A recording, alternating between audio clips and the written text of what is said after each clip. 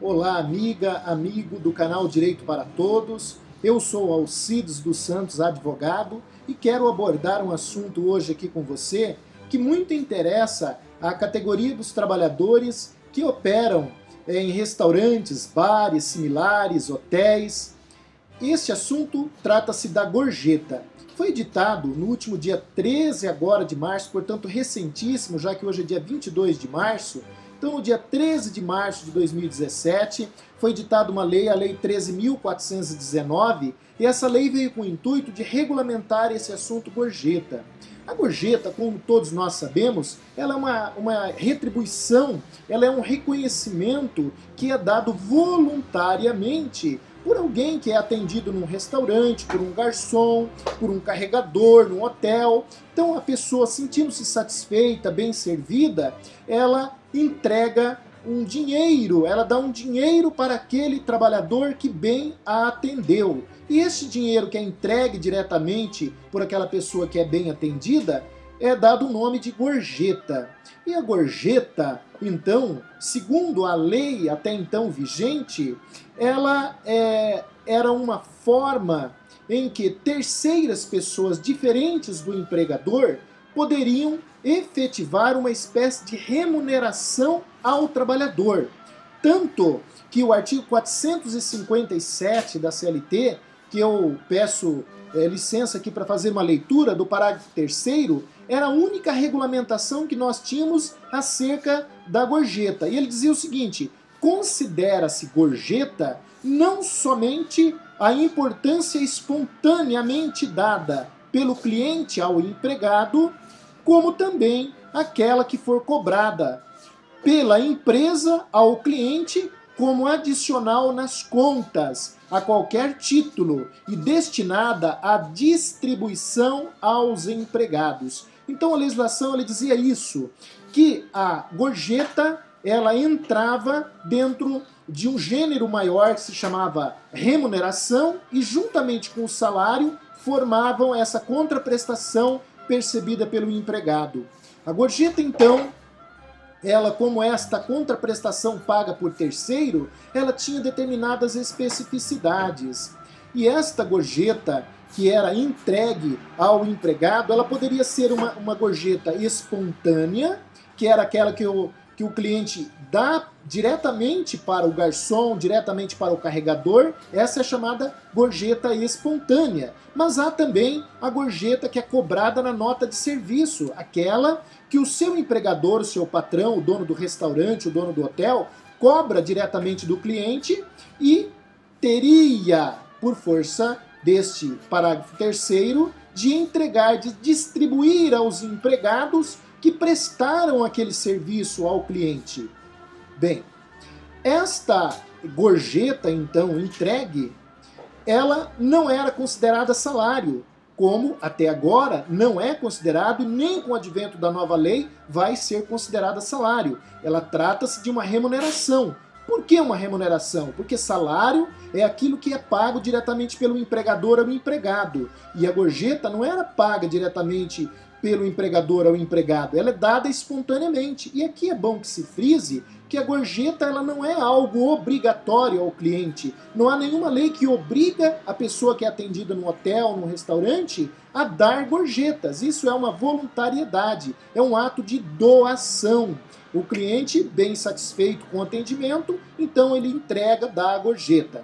Mesmo quando é cobrada na nota de serviço, se a pessoa se recusar a pagar, ela pode tranquilamente se recusar, paga só o que ela consumiu, ela não é obrigada então a dar a gorjeta. Mas o fato é que muitas discussões aí decorriam desta questão da gorjeta, porque não havia assim uma regulamentação mais clara a respeito desse assunto.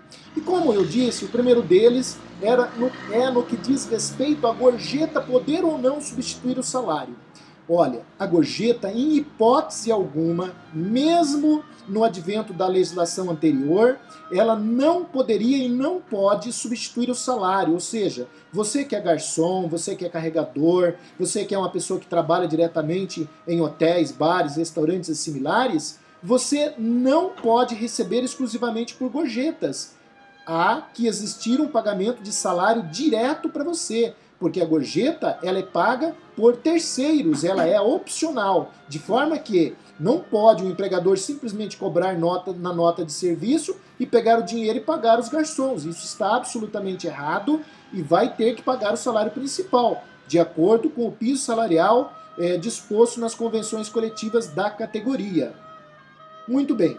Além de não poder substituir o salário, não pode complementar o salário. Ou seja, o empregador paga lá o empregado, vamos dizer, R$500 em dinheiro como salário e paga mais a diferença em gorjetas. Isso também não pode ser feito, é contrário à lei.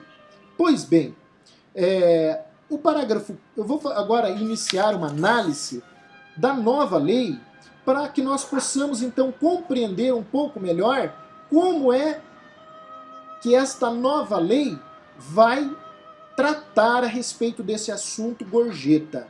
O primeiro aspecto que precisa ser considerado é o seguinte: olha, eu disse que a gorjeta ela não integra o salário, ela integra a remuneração do empregado. Portanto, integrando exclusivamente a remuneração do empregado, ela não vai incidir sobre todas as verbas trabalhistas do empregado. Mas a gorjeta, ela incide exclusivamente sobre aquelas verbas que têm caráter remuneratório e não salarial. Por conseguinte, as gorjetas, elas integram as férias do empregado. O empregador, então, tem que pagar as férias sobre o valor recebido de gorjetas, o 13º sobre o valor recebido de gorjeta e também deveria e deve proceder ao depósito do fundo de garantia sobre as gorjetas. Nós temos aí uma súmula do Tribunal Superior do Trabalho, que é a súmula número 354, que ela diz que sobre as gorjetas não incide o aviso prévio, o adicional noturno, adicional de periculosidade, adicional de insalubridade, repouso semanal remunerado e horas extras. Repetindo então, olha só, as gorjetas, elas não têm o caráter de refletir sobre aviso prévio, sobre horas extras, sobre adicional noturno, sobre adicional de periculosidade, adicional de insalubridade, repouso semanal remunerado. Então, as gorjetas incidem exclusivamente sobre férias, 13º e fundo de garantia. E evidentemente também, tirando aí uma discussão que não cabe aqui nós entrarmos agora, o INSS também incide automaticamente sobre as gorjetas. A par de uma discussão doutrinária que existe, nós sabemos que há uma cobrança sobre as gorjetas e isto implica em dizer que, em função do INSS cobrar contribuição sobre a gorjeta, vai ter que também levar em consideração o cálculo das gorjetas para o pagamento de um futuro benefício àquele empregado que procedeu à contribuição desta gorjeta. Muito bem. Agora, nós vamos fazer uma pequena análise a respeito do que, de novo, trouxe esta lei que pretende regulamentar a gorjeta, que é a Lei 13.419. Pois bem, esta lei, ela traz uma nova redação ao parágrafo 3º do artigo 457 da CLT e acrescenta mais alguns parágrafos. E são esses que eu vou analisar com você agora. O primeiro deles diz no parágrafo 3º que considera-se gorjeta não só a importância espontaneamente dada pelo cliente ao empregado, como também o valor cobrado pela empresa como serviço ou adicional a qualquer título e destinado à distribuição aos empregados. O parágrafo 4º, que foi acrescentado ao artigo 457, Aqui ele começa a trazer as inovações e diz então que a gorjeta mencionada no parágrafo 3º não constitui uma receita própria dos empregadores. Em outras palavras, a gorjeta, o dinheiro recebido de gorjeta cobrada naquela taxa de serviço, esse dinheiro não é do patrão, esse dinheiro não é do empresário, não é do dono do hotel, do restaurante, mas esse dinheiro é do trabalhador. E ela diz então, para os empregadores, destina-se aos trabalhadores e será distribuída. Olha, aqui a lei, ela de maneira enfática, diz que esse dinheiro ele vai ser distribuído segundo critérios de custeio e de rateio, definidos em convenção ou acordo coletivo de trabalho. Aqui vem já uma polêmica, porque é o seguinte, como é que vai ser distribuído este valor? A lei não fala de que maneira que esta verba arrecadada na nota de serviço ou nas gorjetas espontaneamente dadas, de que maneira que ela vai ser distribuída. Se ela vai ser distribuída só entre os garçons ou se ela vai ser distribuída entre todos os funcionários que trabalham naquele restaurante, como copeiras, como barmans, como o churrasqueiro que trabalha lá dentro diretamente na churrascaria, também as serventes, as pessoas que trabalham na limpeza do restaurante, as cozinheiras, auxiliares de cozinha. A lei não diz como isso vai ser feito, mas a lei diz que as convenções coletivas, ou seja, os sindicatos de empregados e empregadores em negociação, vão ter que estabelecer de que maneira é que vai ocorrer essa distribuição de dinheiro para os empregados. Aí surge uma grande discussão, né? Porque há aqueles que pensam que esta verba deve ser distribuída exclusivamente entre aqueles que serviram diretamente o cliente, como é o caso do garçom. E, evidentemente, entende-se que esta pessoa, por ter sido bem servida, ela deu a gorjeta. Mas há uma outra corrente que tem um outro pensamento. Diz, olha, na verdade, quase que em todos os ambientes, os restaurantes, a cobrança ela é quase que compulsória, é na nota de serviço. Então não é justo que fica ali exclusivamente na mão do garçom, tem que também essa gorjeta vir em benefício dos demais empregados do restaurante ou daquele estabelecimento comercial. Pois bem, o parágrafo 5º do artigo 457 passa a ter a seguinte redação.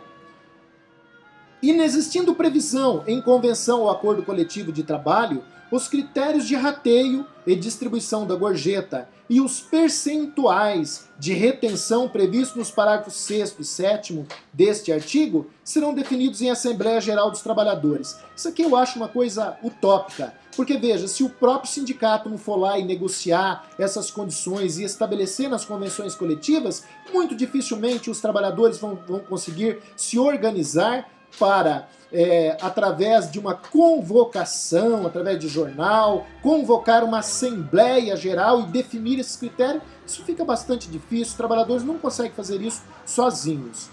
Então vejam, aí vem o parágrafo 6º e ele diz o seguinte: as empresas que cobrarem a gorjeta de que trata o parágrafo 3º deverão, inciso 1, para as empresas inscritas em regime de tributação federal, as empresas incluídas no Simples, eles vão poder, olha, isso aqui é uma tremenda de uma novidade, porque diz que eles vão poder incluir na nota de serviço, eles vão poder proceder um desconto daquelas gorjetas arrecadadas da ordem de até 20%. Qual a finalidade desse desconto que vai ser? Vamos dizer que deu 10 mil reais de gorjetas lá. 2 mil reais já vai ser descontado desses 10 mil. E esse dinheiro vai ficar com o empregador que vai utilizá-lo para custear encargos sociais, previdenciários e trabalhistas. Os encargos sociais aí, né, como fundo de garantia, os previdenciários como o INSS e os trabalhistas que eu mencionei lá, que vão diretamente para o empregado as férias, 13º e fundo de garantia. Então, o empregador fica autorizado, por força dessa disposição legal, a proceder a um desconto de 20%. Se bem que fazendo uma interpretação do dispositivo aqui do inciso 1 do parágrafo 6º, ele fala, mediante previsão em convenção ou acordo coletivo de trabalho. Aqui surge uma discussão. Se não tiver uma convenção coletiva de trabalho estabelecendo que critérios vão ser esses de desconto, me parece aqui que não estará autorizado o empregador a descontar esses 20% se não tiver estabelecido em convenção coletiva. E para aquelas empresas que não estão incluídas, empresas maiores, que não estão incluídas no Simples Nacional, o que vai ocorrer é uma retenção que ela pode ser da ordem de até 33% desta verba, ou seja, vai sobrar aí 67% só das gorjetas para ser distribuída entre os trabalhadores e ainda da forma com que o sindicato estabelecer. Bem, o inciso 3 desse parágrafo 6º, ele vem aqui repisar algo que já estava contido na própria CLT, que era a obrigação de registrar na carteira de trabalho as gorjetas, né? Fazer uma estimativa das gorjetas e registrar ali na carteira também como remuneração do empregado. Agora a lei é um pouco mais enfática e ela diz assim, no inciso 3, anotar na carteira de trabalho e previdência social e no contra-cheque de seus empregados o salário contratual fixo, que é o salário do empregado, aquele que é o piso da categoria, mais um percentual percebido a título de gorjeta. A gorjeta, quando entregue pelo consumidor diretamente, esse aqui é o parágrafo 7º, diz assim, que a gorjeta, quando entregue pelo consumidor diretamente ao empregado, terá seus critérios definidos em convenção ou acordo coletivo de trabalho, facultada a retenção nos parâmetros do parágrafo 6º desse artigo.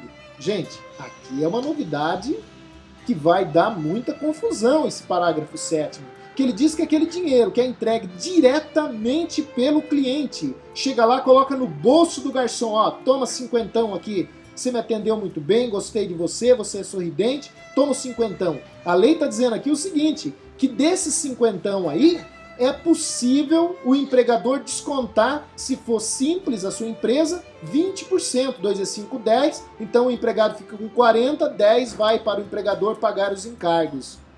Olha só, mas só que o dispositivo legal fala facultada, diz que é uma faculdade do empregador, ele pode proceder a essa retenção nos parâmetros do parágrafo 6º. Então vejam, para que ele pode ou não descontar, entende? E aqui diz assim, terá seus critérios definidos em convenção ou acordo coletivo de trabalho, facultada essa retenção. Então, isto vai dar bastante discussão aí, é certo que vai ocorrer. O parágrafo 8º fala que as empresas deverão anotar na carteira de trabalho e previdência social de seus empregados o salário fixo e a média dos valores das gorjetas referentes aos últimos 12 meses, ou seja, tem que fazer uma média dos valores recebidos mês a mês dos últimos 12 meses, e este é o valor que vai ser tomado como parâmetro para pagamento das férias, do 13º, para os empregados.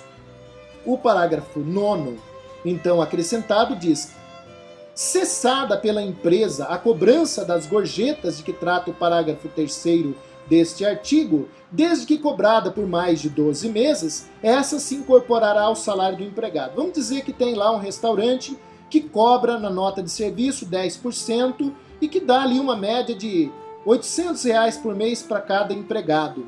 Se esta empresa parar, depois de 12 meses que ela cobra estes valores de gorjetas dos seus clientes, ela parar de cobrar, isto passa a incorporar a remuneração do empregado, ou seja, não pode mais tirar. Mesmo que não esteja cobrando, o empregador daí vai ter que pagar diretamente. Gente, por hora é isso, e muita discussão ainda vai sair por aí, porque a lei é bastante recente. Muito obrigado aí pela atenção.